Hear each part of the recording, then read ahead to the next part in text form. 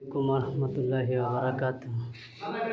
এখানে কর্নারে খাট হবে, মোবাইল চার্জ, এসিকে নিয়ন্ত্রণ করার জন্য ডিপি সুইচ, এসি। এই ছাদের পয়েন্ট আমি ফালাই নাই, কিছু করার নেই, ছাদ কেটে এখানে নিতে এসছে। ফ্যানটা এখানে দিয়ে দিতে হবে, এটা তো বাদই। এইভাবে এখানে বোর্ড, ওখানে কম্পিউটারের পাওয়ার, নিচ দিয়ে ফ্লোর দিয়ে ক্যাট 6 ওই দিক দিয়ে বের হবে। এখানে রাউটারের সিস্টেম, এখানে আমি রাউটার রাখছি, এখান দিয়ে ক্যাট 6 বের হবে এই রুমের জন্য। আর ওই যে কম্পিউটার এখানে ক্যাট 6, আর এইখানে একটা ফোকা রাখছি ফাইবার ঢুকানোর জন্য, বাইরে দিয়ে এই দিক দিয়ে ঢুকবে। এখানেও রাখছি, যদি সাদা আমি পাইপ ফেলাইতাম তাহলে এইটাও কনসিল হয়ে যেত। উপর দিয়ে নিয়ে এই পাইপ দিয়ে নিয়ে এখানে একটা রাউটারের স্ট্যান্ড বসবে, ওই স্ট্যান্ডের রাউটার থাকবে, রাউটারের পাওয়ার এটা। আর ক্যাট 6 উপরে থাকবে, এই রাউটার থেকে 2 রুমে কম্পিউটারের লাইন যাবে।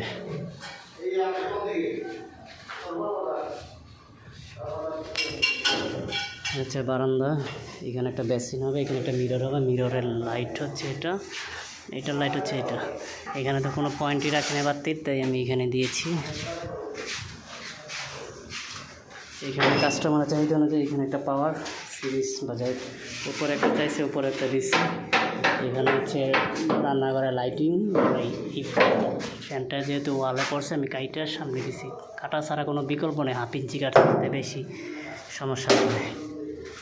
এখানে একটা সেলফ হবে, এই ব্লেন্ডারের জন্য এখানে একটা পাওয়ার, কাস্টমার চাহিদা অনুযায়ী। এখানে একটা সেলফ হবে ব্লেন্ডারের জন্য বা ওভেন টোভেনের জন্য পাওয়ার, ওইটা অ্যাডজাস্ট ফ্যান।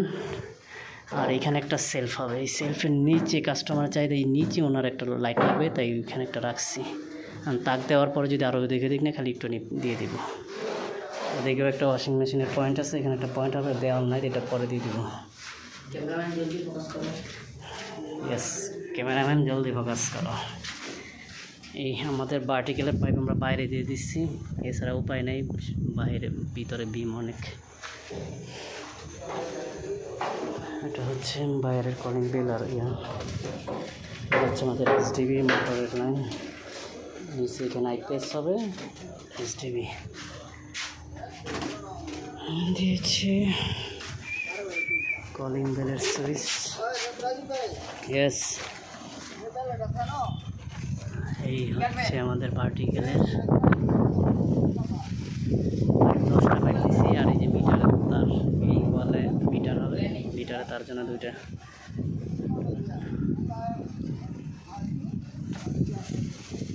এখানে মিটার হবে,